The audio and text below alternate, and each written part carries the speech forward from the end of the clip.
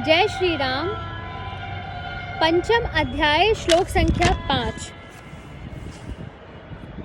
यत् सांख्यैः प्राप्यते स्थानं तद्योगैरपि गम्यते एकं सांख्यं च योगं च यः पश्यति स पश्यति। इसका अर्थ है, ज्ञान योगियों द्वारा जो परम धाम प्राप्त किया जाता है, कर्म योगियों द्वारा भी वही प्राप्त किया जाता है। इसलिए जो पुरुष ज्ञान योग और कर्म योग को फल रूप में एक देखता है, वही यथार्थ देखता है।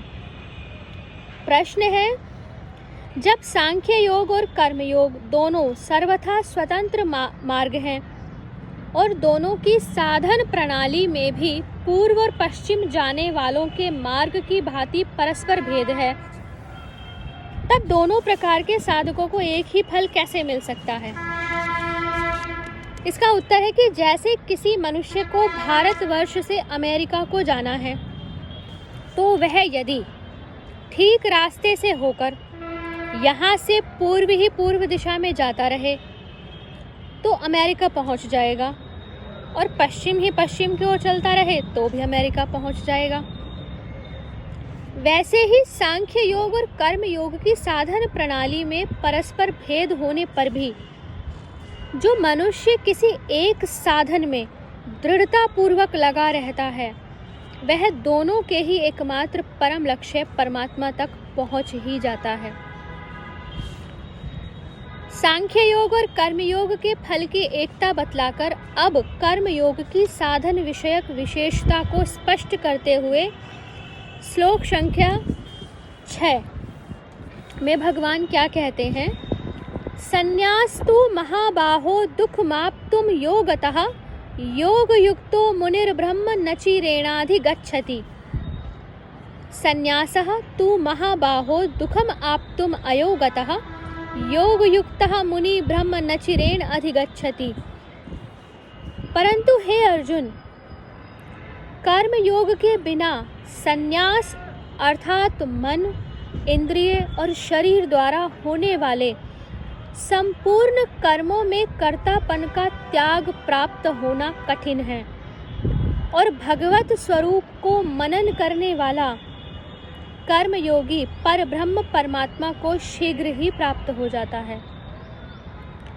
प्रश्न है, यहाँ तू तो छोटे ऊ की मात्रा, इस पद का क्या अभिप्राय है?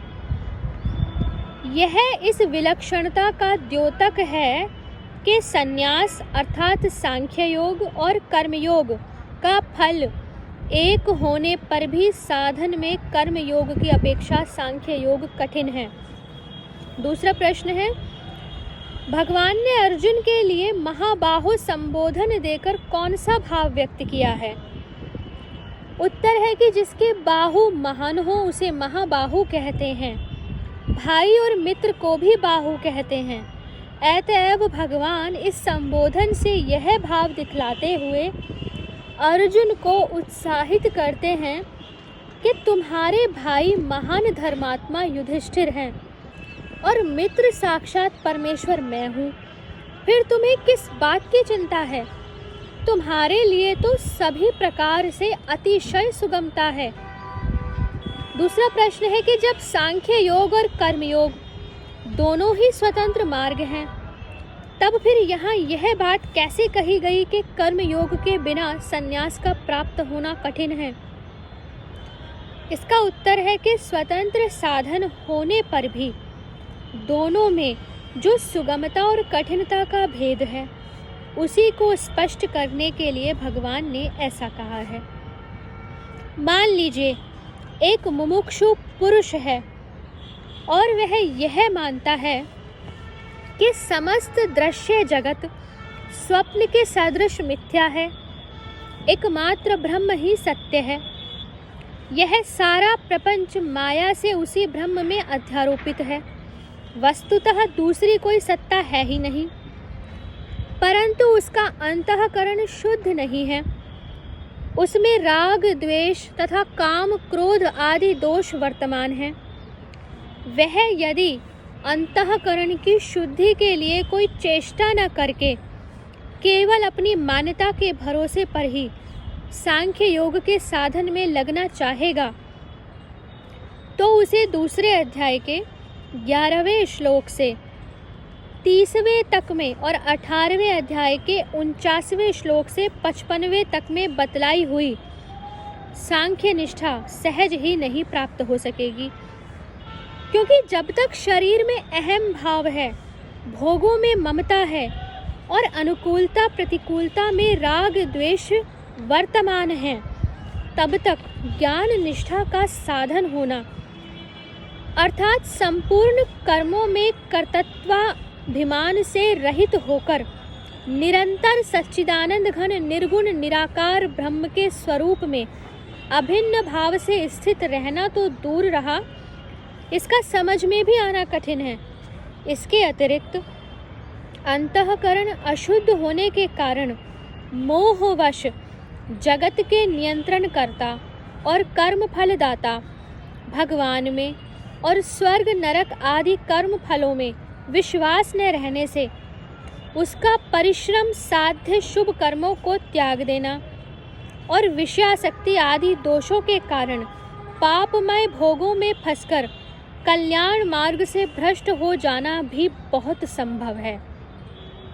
अतएव इस प्रकार की धारणा वाले मनुष्य के लिए जो सांख्य योग को ही परमात्म साक्षात्कार का उपाय मानता है, यह परम आवश्यक है कि वह सांख्य योग के साधन में लगने से पूर्व निष्काम भाव से यज्ञ दान तप आदि शुभ कर्मों का आचरण करके अपने अंतःकरण को राग द्वेष आदि दोषों से रहित परिशुद्ध कर ले, तभी उसका सांख्य योग का साधन निर्विघ्नता से संपादित हो सकता है और तभी उसे सुगमता के साथ सफलता भी मिल सकती है।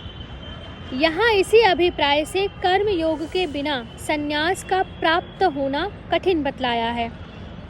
अगला प्रश्न है, यहाँ मुनि विशेषण के साथ योग युक्त का प्रयोग किसके लिए किया गया और वह परब्रह्म परमात्मा को शीघ्र ही कैसे प्राप्त हो जाता है? इसका उत्तर है, जो सब कुछ भगवान का समझकर सिद्धि असिद्धि में संभाव रखते हुए आसक्ति और फलेच्छा का त्याग करके भगवद आज्ञा अनुसार समस्त कर्तव्य कर्मों का आचरण करता है और श्रद्धा भक्ति पूर्वक नाम गुण और प्रभाव सहित श्री भगवान के स्वरूप का चिंतन करता है, उस भक्ति युक्त कर्म योगी के लिए मुनि विशेषण के साथ योग युक्त का प्रयोग किया। ऐसा कर्मयोगी भगवान की दया से परमार्थ ज्ञान के द्वारा शीघ्र ही परब्रह्म परमात्मा को प्राप्त हो जाता है। प्रश्न है कि यहाँ मुनि पद का अर्थ वाक संयमी या जितेंद्रिय साधक मान लिया जाए तो क्या आपत्ति है? उत्तर है कि भगवान के स्वरूप का चिंतन करने वाला कर्म योगी वाक संयमी और जितेंद्रिय तो होता ही है। प्रश्न है कि ब्रह्म शब्द का अर्थ सगुण परमेश्वर है या निर्गुण परमात्मा? उत्तर है कि सगुण और निर्गुण परमात्मा वस्तुतः विभिन्न वस्तु नहीं है, एक ही परम पुरुष के दो स्वरूप हैं। अतएव यही समझना चाहिए कि ब्रह्म शब्द का अर्थ सगुण परमेश्वर भी है और निर्गुण परमात्मा भी। श्लोक संख्या 7 से आगे के वीडियो में पढ़ेंगे। हरे कृष्णा।